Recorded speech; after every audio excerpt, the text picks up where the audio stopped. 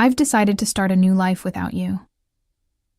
The words hung in the air of the upscale restaurant where we'd gathered to celebrate my daughter's college graduation.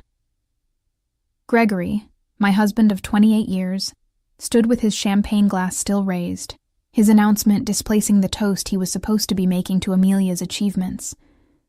The clinking of silverware ceased. Conversations halted mid-sentence.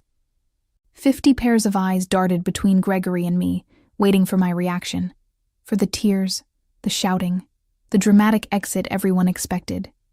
Instead, I smiled. "Congratulations on your honesty. My name is Bianca Caldwell. I am 54 years old, and until this moment, I had been playing the role of the devoted wife and mother perfectly. I put my own career aspirations on hold to support Gregory through 3 business ventures, 2 career changes, and countless finding himself phases. I raised our brilliant daughter Amelia, who sat beside me now, her graduation cap still perched on her head, her expression frozen in horror. From the corner of my eye, I could see Cassandra Wells, Gregory's much younger girlfriend, shifting uncomfortably at the back table where she sat with people I had considered friends for decades. The same friends who apparently knew about the affair but never thought to tell me. The same Cassandra who had attended our Christmas parties, who had once called me for advice about her career. With practiced calm, I reached into my handbag and pulled out a sealed cream-colored envelope. I placed it gently beside Gregory's plate. "What's this?" he asked, his triumphant expression faltering. "Something for you to read later," I replied, keeping my voice steady. I turned to Amelia, whose face had gone pale. I kissed her cheek. "I am so proud of you, sweetheart. This day is still about your accomplishment." Then I stood, smoothed my dress, and addressed our stunned guests. "Please enjoy your meal. I wish you all a lovely afternoon." With that, I walked out of the restaurant, my head held high, feeling 50 pairs of eyes following me. The heavy door swung shut behind me, cutting off the beginning of anxious murmurs. Outside, the Augusta summer heat hit me like a wall, but I welcomed it. For the first time in years, I could breathe freely. Behind me, I heard the restaurant door open and slam shut, followed by Gregory's voice, no longer confident, but high-pitched and frantic. "Bianca, what the hell is this? What have you done?" I kept walking, allowing myself a small smile. The envelope I'd handed him contained the beginning of my revenge, one I'd been meticulously planning for months. I had always been the practical one in our marriage. While Gregory dreamed big and took risks, I maintained the stability our family needed. I was the one who saved for Amelia's education, when Gregory invested unwisely in his friend's restaurant venture. I was the one who worked extra hours as a finance manager at Truvanta Corp. When his midlife crisis led him to quit his stable position, to follow his passion, selling handcrafted furniture. A passion that lasted approximately 6 months before he grew bored. My own dreams, opening a financial consultancy for women, were perpetually on hold. After Amelia graduates, I told myself. After Gregory finds stability. 3 months ago, I noticed discrepancies in our joint accounts, small transfers to an account I didn't recognize. Having spent 20 years managing our family finances, these irregularities stood out like red flags. I could have confronted Gregory immediately, but something held me back. Perhaps it was intuition, or perhaps it was the growing distance between us over the past year. Instead, I began quietly investigating. What I discovered was worse than I imagined. Gregory had been systematically moving funds to a separate account for over a year. He had also been taking Cassandra to expensive restaurants, purchasing jewelry, and looking at beachfront property, all while telling me we needed to tighten our belts for retirement.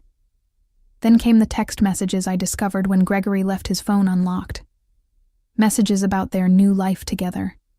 Messages about how he was finally breaking free.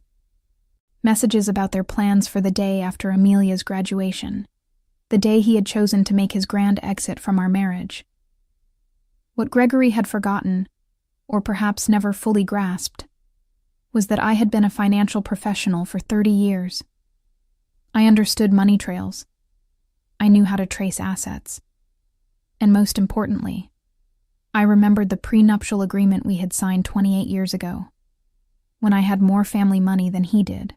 The agreement he had insisted upon, ironically to protect his future earnings, contained a fidelity clause that would prove to be his undoing. While Gregory plotted his escape with Cassandra, I was building my case. I consulted with attorneys. I documented every hidden transfer. I gathered evidence of their affair. I prepared divorce papers. I timed everything perfectly, knowing Gregory would want to wait until after Amelia's graduation to avoid ruining her big day.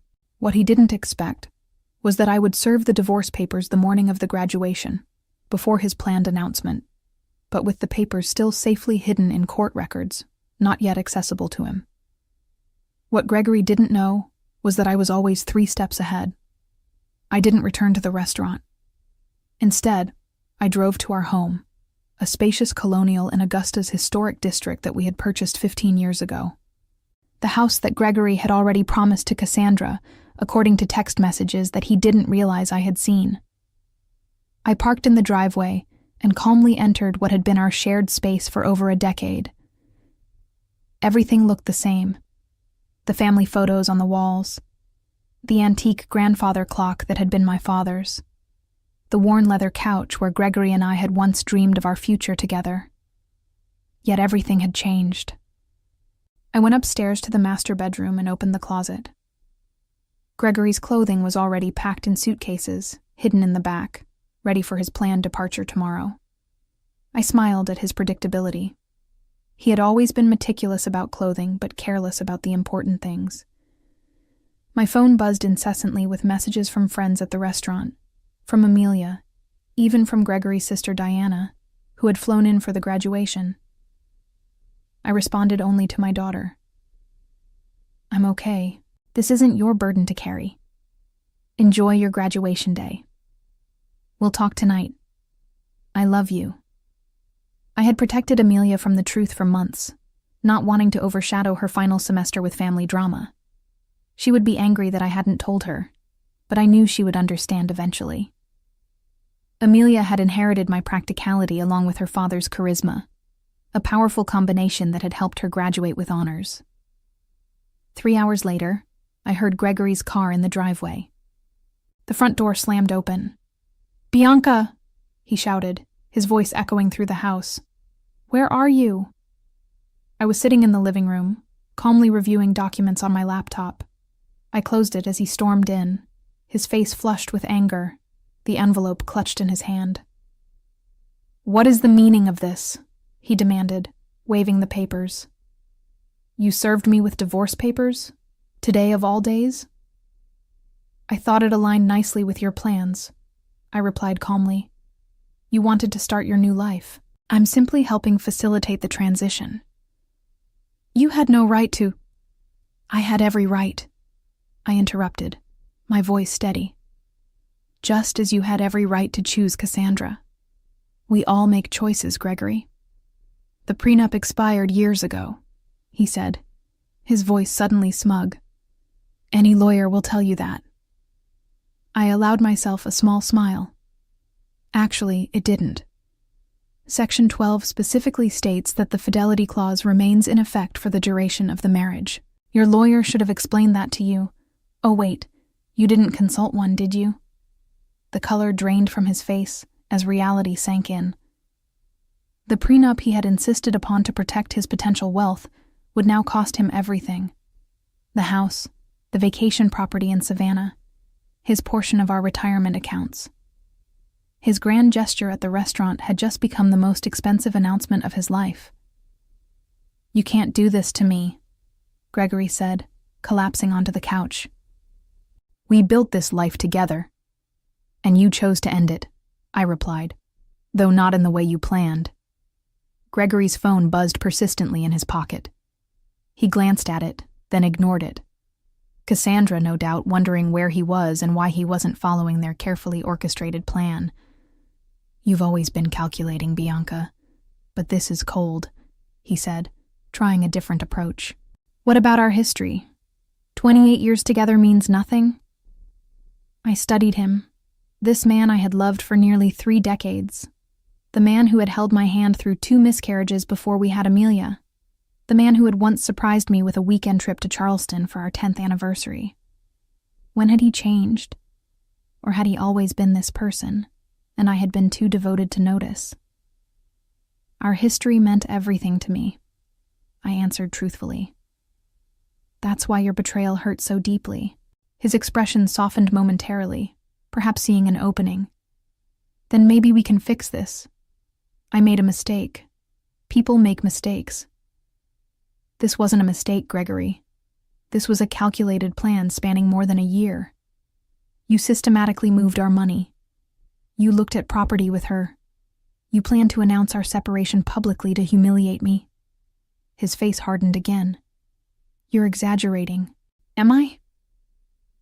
I picked up my phone, opened the recording app, and played his own voice. After the graduation, I'll tell her it's over. A public setting is better. She won't make a scene in front of everyone. Then Cassandra's voice. And she has no idea about the money. Gregory again. None. Bianca trusts me completely. That's her weakness. The blood drained from his face. You recorded our conversations? That's illegal. Not in Georgia when one party consents, I responded. And not when it's in your own home. I didn't record your private moments with Cassandra. I'm not cruel. Just the conversations about your plans to defraud me. Gregory stood suddenly, agitated. I need to make some calls. Of course, I said. Your attorney might be a good start. I'll be staying at Diana's tonight. Diana's? He sputtered. My sister's house? I nodded. She's quite upset with you, actually. She was the one who first spotted you and Cassandra together last Christmas. She didn't tell me immediately. She confronted you first. You promised her it was nothing, that you would end it. When she realized you hadn't, she came to me. This was another blow he hadn't anticipated. Diana and I had always been close, but Gregory never imagined his own sister would choose my side. Everyone's betraying me, he muttered. Ironic, isn't it? I gathered my purse and a small overnight bag I had packed earlier. You have until tomorrow evening to remove your things from the house. After that, the locks will be changed. As I headed toward the door, Gregory called after me, desperation in his voice. What about Amelia? Have you thought about how this affects her? I paused, anger finally breaking through my calm facade. Don't you dare use our daughter as a shield, Gregory. You certainly weren't thinking about her when you were planning your new beachfront life with Cassandra. His phone buzzed again. This time, he looked at it and groaned. Problem? I asked. Cassandra is at the apartment already. She's moved her things in. I couldn't help but smile. The apartment you put in both your names? The lease you signed last month? Gregory nodded, looking confused. You might want to check with the leasing office. That application was flagged for credit issues and never completed. The agent called our home phone to verify information. I handled it myself. I walked out the door, leaving Gregory to face the first of many consequences. His perfectly planned new life was unraveling faster than he could process. Diana lived in a charming bungalow across town, close to the university where she taught literature. When I arrived, she greeted me with a fierce hug. I just heard from Amelia, she said, pulling me inside. Are you okay? I'm better than I expected, I admitted, following her to the kitchen where a bottle of wine was already open. I never thought Gregory would make such a spectacle, Diana said, pouring 2 glasses. The restaurant? In front of everyone? He's lost his mind. It was meant to humiliate me, I explained, accepting the glass. A public rejection so I couldn't fight back without looking hysterical. Diana's face darkened. My brother always did have a flair for drama, but this is beyond anything I expected from him. We settled in her sunroom, surrounded by potted plants and bookshelves. Diana had never married, preferring her independence and academic pursuits. Over the years, I had sometimes envied her freedom. "What did you put in that envelope that made him so upset?" she asked. I explained the contents, the divorce filing, the evidence of his financial deception, and most importantly, the prenuptial agreement that would leave him with far less than he had planned. "The prenup," Diana mused. "I remember when he insisted on it. Father had just given him that money for his first business, and he was so worried about protecting it." She laughed bitterly. "The irony is delicious." My phone rang. Amelia. I took a deep breath before answering. "Mom," she said immediately, her voice strained. "I'm coming over to Aunt Diana's." "Honey, you don't have to—" "I'm already on my way," she interrupted. "Dad is telling everyone you've lost your mind, that you've been planning this for months. He's saying horrible things." Of course he was. Gregory always rewrote narratives to cast himself as the victim. "Let him talk," I said. "The truth will become clear soon enough." 20 minutes later, Amelia arrived, still in her graduation dress, but with her makeup smudged from crying. She fell into my arms like she used to as a child after a nightmare. "Why didn't you tell me?" she asked, her voice muffled against my shoulder. "I didn't want to ruin your final semester," I explained. "You worked so hard for this day." She pulled back, wiping her eyes. "Well, Dad took care of ruining it anyway." We moved to Diana's living room, where Amelia finally got the full story: how I had discovered the affair, the financial deceptions, and the plans Gregory and Cassandra had made. "I knew something was off with Dad," Amelia admitted. "He's been different, distracted, always on his phone. But I never imagined—" "None of us want to see these things in people we love," Diana said gently. My phone buzzed with a text message from Philip Anderson, my attorney. The emergency filing had been approved. The accounts I had identified were frozen, pending the divorce proceedings. Gregory now had limited access to funds, enough for living expenses, but not enough to follow through on the property purchases he had planned with Cassandra. I showed the message to Diana and Amelia. "Good," Amelia said firmly. "He deserves it." My daughter's loyalty warmed me, but I wasn't naive. "He's still your father," I reminded her. "Your relationship with him is separate from what's happening between us." Amelia shook her head. "Maybe someday, but right now I can't even look at him. He hugged me this morning and told me how proud he was, all while planning to blow up our family hours later." The doorbell rang, interrupting our conversation. Diana went to answer it, returning moments later with a troubled expression. "It's Gregory," she said. "And he's not alone." I steeled myself as Diana led Gregory and Cassandra into the living room. Cassandra looked uncomfortable, shifting her weight from one foot to the other, her eyes darting around the room. She was 37. Not exactly a trophy wife, but still 17 years my junior, with shoulder-length blonde hair and the kind of confidence that comes from never having faced real hardship. Gregory, by contrast, looked furious. His earlier desperation had hardened into anger. "Bianca, you need to stop this insanity," he demanded. "Unfreeze the accounts. We can discuss this like reasonable adults." Amelia stood up, placing herself slightly in front of me. "Maybe you should have tried being reasonable before announcing to everyone that you were leaving Mom." Gregory's eyes widened, as if just noticing our daughter. "Amelia, this doesn't involve you." "Doesn't involve me?" she echoed incredulously. "You blew up our family on my graduation day and it doesn't involve me?" Cassandra touched Gregory's arm. "Greg, maybe we should go." He shook her off. "No. I'm not leaving until Bianca agrees to be rational about this." Diana folded her arms. "My sister-in-law seems to be the only rational person in this scenario. You're the one who created this mess, Gregory."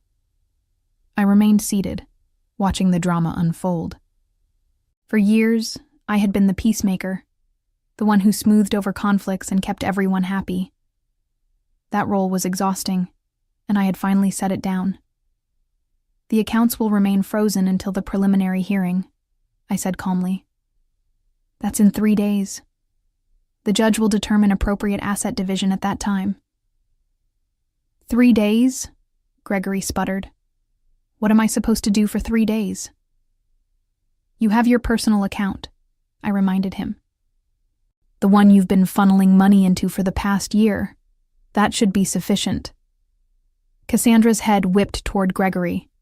You have a separate account? With how much in it? An interesting dynamic was emerging. Clearly, Gregory hadn't been entirely forthcoming with Cassandra either. Gregory ignored her question. This is vindictive, Bianca. This isn't like you. Perhaps you never really knew me, I replied. Just as I apparently never really knew you. Amelia turned to Cassandra. Did you know he was going to announce it like that? At my graduation celebration? Cassandra had the decency to look ashamed. I thought he was going to talk to your mother privately. The announcement today was unexpected. Gregory shot her a betrayed look. Cracks were already forming in their united front. I think you both should leave, Diana said firmly. You've upset Amelia enough for one day. Amelia, Gregory pleaded. You understand that relationships change, don't you? Sometimes people grow apart. My daughter's face hardened in a way I had never seen before. What I understand is that you're a coward who couldn't even give Mom the dignity of a private conversation. What I understand is that you were stealing from our family while I was working 2 jobs to help pay for my textbooks because you said money was tight. Gregory paled. That's not how it was. It's exactly how it was. Amelia cut him off. Please leave, Dad. I can't look at you right now. The silence that followed was deafening. Finally, Gregory turned to go, Cassandra trailing behind him. At the door, he paused and looked back at me. This isn't over, Bianca. I'll fight you on this. I met his gaze steadily. You're welcome to try. After they left, Amelia collapsed next to me on the sofa, tears streaming down her face. I've never talked to Dad like that. I wrapped my arm around her shoulders. Sometimes standing up for what's right is painful. Diana brought us fresh glasses of wine. To new beginnings, she said, raising her glass. Indeed, I thought. This ending was just the beginning of something new. The preliminary hearing took place in a small courtroom on a rainy Tuesday morning. I arrived with my attorney, Philip, while Gregory came with a lawyer he had hastily retained, a young associate from a firm that specialized in corporate law, not family matters. Gregory's poor choice of representation was yet another consequence of his rushed planning. The judge, an older woman with sharp eyes and no patience for dramatics, reviewed the prenuptial agreement carefully. This document appears to be in order, she said, looking over her reading glasses at Gregory's attorney. Do you contest its validity? The young lawyer cleared his throat. Your Honor, we believe the agreement has expired due to the length of time that has passed. Section 18 clearly states that the duration is for the term of the marriage, plus any legal proceedings resulting from its dissolution. The judge read aloud. There is no expiration date indicated. Gregory leaned forward to whisper urgently to his lawyer, who looked increasingly uncomfortable. Furthermore, the judge continued, the evidence of systematic fund transfers appears to violate the financial disclosure requirements in Section 23. She shuffled through the papers, then looked up. I am ruling to maintain the freeze on joint accounts pending full financial discovery. Mr. Caldwell's personal account will remain accessible to him. The family home will remain in Mrs. Caldwell's possession during proceedings, as stipulated in the prenuptial agreement's infidelity clause. Gregory's face flushed dark red. This is outrageous, he muttered, loud enough for me to hear. The judge fixed him with a stern look. Mr. Caldwell, I suggest you review the agreement you signed more carefully. This court will reconvene in 30 days for the full hearing after discovery is complete. As we left the courtroom, Gregory caught up to me in the hallway. Bianca, please. We need to talk about this reasonably. 28 years together has to count for something. It counted for everything, I replied, until you decided it didn't. I walked away, leaving him standing alone in the courthouse corridor, the weight of his choices finally beginning to sink in. Word spread quickly through our social circle. Friends called daily, some offering support, others seeking gossip.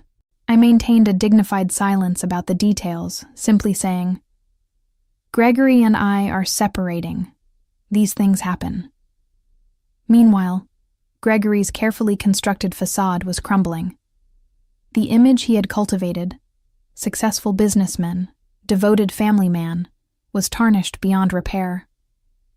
The financial freeze meant he couldn't follow through on promises made to Cassandra. The beachfront property they had been planning to purchase fell through. The luxury car he had put a deposit on had to be canceled. 2 weeks after the hearing, Diana called me, her voice tinged with amusement. Have you heard the latest? Cassandra moved out. Already? I wasn't entirely surprised, but the speed was impressive. Apparently, she discovered that Gregory's business isn't doing as well as he claimed. The substantial savings he talked about don't exist. She told her friend Jennifer that she didn't sign up to date a man with financial problems. I couldn't help but laugh. He always was good at creating illusions. Meanwhile, I was rebuilding.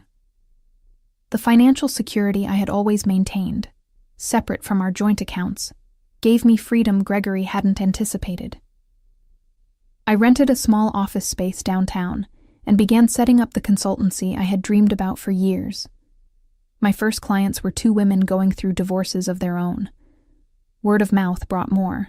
I specialized in helping women understand their finances during major life transitions: divorces, widowhood, career changes. The work was immediately fulfilling in a way my corporate job never had been.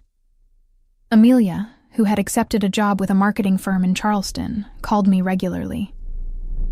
I'm so proud of you, Mom, she told me after I described my growing client list. You're helping people during their worst moments. I'm just doing what I wish someone had done for me earlier, I replied. Preparing women for whatever might come. Being needed for my expertise rather than my caregiving was a novel and empowering experience. Word count, 300. The final divorce hearing fell on what would have been our 29th anniversary. A fitting end to a chapter of my life that had lasted nearly 3 decades. Gregory arrived looking haggard. I later learned that his business was struggling without my financial support and guidance. Cassandra was long gone, already dating a real estate developer from Savannah. Most of our mutual friends had distanced themselves from him after learning the full story of his deception. The judge upheld the prenuptial agreement in its entirety. Gregory left with his personal possessions, his struggling business, and the money in his private account, which, after paying his attorney, was barely enough to secure a small apartment. I retained our home, my retirement accounts, and 70% of our joint investments, exactly as the prenuptial agreement stipulated in cases of infidelity. The justice was poetic. The very document Gregory had insisted upon to protect himself had become his downfall. As we left the courtroom, Gregory approached me one last time. I made a terrible mistake, he said quietly. Is there any chance we could— No, I interrupted, gentle but firm. That door is closed. I understand, he replied, and for once, I believed he did. I hope you find happiness, Bianca. You deserve it. It was perhaps the first honest thing he had said to me in years. 6 months later, my consultancy, Caldwell Financial Transitions, was thriving. I had moved from the small office to a larger space and hired 2 associates. I specialized in helping women secure their financial futures, particularly through major life changes. Amelia visited often, proud of what I had built. "You know what's ironic?" she said during one visit.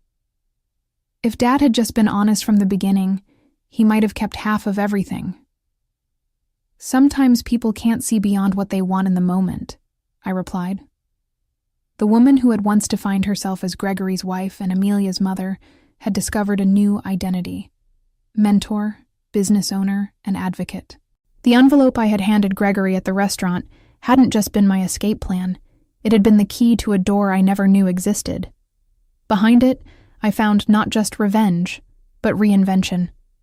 In securing my financial future, I had also reclaimed something far more valuable: myself.